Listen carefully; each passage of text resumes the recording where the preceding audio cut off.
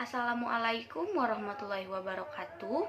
Halo semuanya, saya Eka Talia Kameswari, mahasiswa semester 2 program studi okupasi terapi, program pendidikan vokasi Universitas Indonesia. Pada kesempatan ini saya akan mempraktikkan bagaimana cara melakukan pemeriksaan range of motion atau pemeriksaan ROM. Range of motion atau ROM merupakan suatu teknik dasar yang digunakan untuk menilai gerakan pada lingkup gerak sendi, yang dimana gerakan tersebut dapat dilihat sebagai tulang yang digerakkan oleh otot. Bila terjadi gerakan, maka seluruh struktur yang terdapat pada persendian tersebut akan terpengaruh, yaitu otot, permukaan sendi, kapsul sendi, fascia, dan pembuluh darah serta saraf. Ada beberapa faktor yang dapat mempengaruhi pemeriksaan ROM. Yang pertama yaitu penyakit-penyakit sistemik, yang kedua gangguan pada sendi, yang ketiga neurologis ataupun otot yang terjadi akibat pengaruh cedera, dan yang keempat yaitu pembedahan seperti inaktivitas atau imobilisasi. Ada 3 cara dalam melakukan pemeriksaan ROM. Cara yang pertama yaitu cara pasif. Gerakan pada cara ini dilakukan oleh pemeriksa. Dan cara yang kedua yaitu cara aktif. Gerakan pada cara aktif ini dilakukan oleh pasien sendiri. Dan yang ketiga ada cara aktif asistif.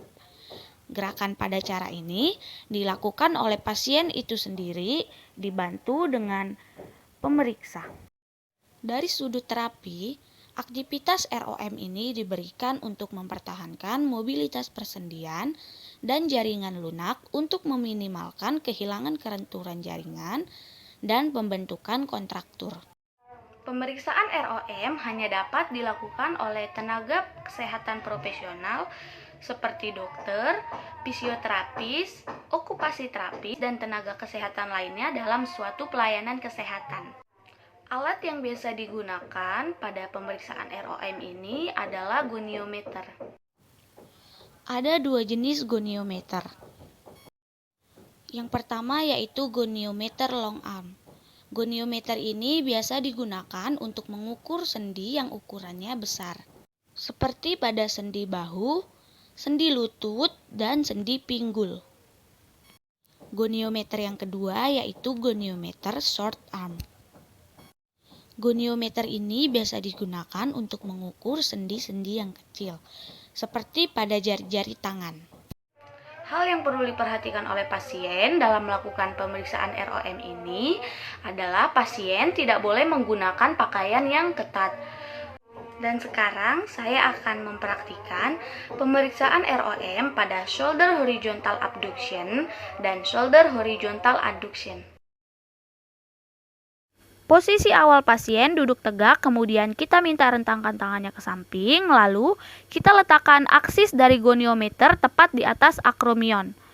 Sementara itu, movable arm dan stationary arm pada goniometer mengikuti garis longitudinal humerus. Saat menghitung, kita mulai dari angka 0 derajat. Untuk mengukur besar sudut pada shoulder horizontal abduction, pasien diminta menggerakkan tangannya ke depan.